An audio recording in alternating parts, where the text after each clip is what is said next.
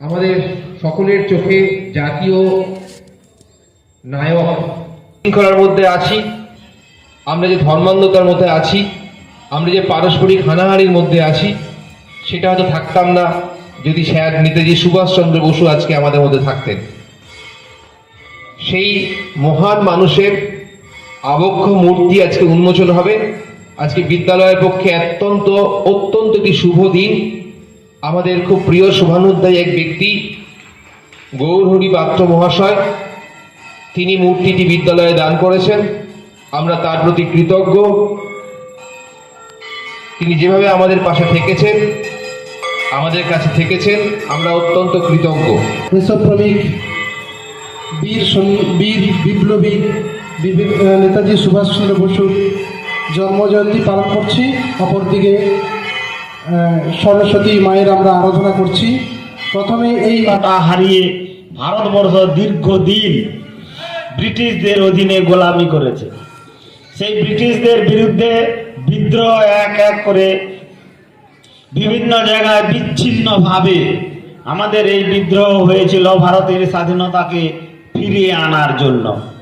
ভারতের স্বাধীনতা ইতিহাসে দুজন টাওয়ারিং পার্সোনালিটি, যাদেরকে আমরা অত্যন্ত গুরুত্বপূর্ণ সংগ্রামী বলে মনে করি, তারা দুজন ব্যক্তিত্ব হলেন, একজন নেতাজি সুভাষচন্দ্র বসু, আরেকজন হলেন মহাত্মা গান্ধী।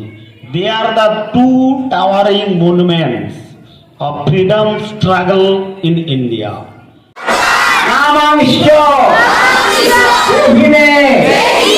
নম বিশ্ব রূপস্য ভার্যাসি পদ্মে পদ্মা গয়ে শুভে ভারত আহিমানি দেবী মহালক্ষ্মী নমস্তুতে। হলুর ভাঙা পন্থাকে সুভাষ, তোমার জন্মদিনে তোমার কাছেই ভিক্ষে চাই, আর কিছু না, যেন অমন স্বপ্ন দেখার সাহস পাই, লক্ষ্য থেকে চ্যুত হয়ে মূর্তিতে না হারিয়ে যায়। নমস্কার। আমরা স্বাধীন মগ্ন সুখে, স্বপ্ন যে তার গিয়েছি ভুলে, কেমন করে গড়ব এদেশ, স্বার্থ নেশা উঠছে দূরে, মিথ্যেরা আজ দাপিয়ে বেড়ায়। উদ্যোগ কেন নিচ্ছে? এই ধরনের উদ্যোগ নেওয়ার একটাই কারণ, সারা বাংলা এখনো নানা রকম অশান্তিতে ভুগছে। রাজনৈতিক, প্রশাসনিক, অর্থনৈতিক, লক্ষ লক্ষ বেকার যুবক যুবতী শিক্ষিত হয়েও কাজ পাচ্ছে না, কাজ পাওয়ার অধিকার হারাচ্ছে, এবং যারা কাজ করছে তারা নোপে পার্মানেন্ট হচ্ছে না। এটা একটা খুব সাংঘাতিক, সমাজের এটা একটা ক্যান্সারের মতো। এই জিনিসকে আমাদের করার জন্য নেতাজির মতো একজন দক্ষ প্রশাসক বাংলায়, ভারতে খুব দরকার। আপনার নাম? আমার নাম গৌরহরি পাত্র। কোন স্কুল?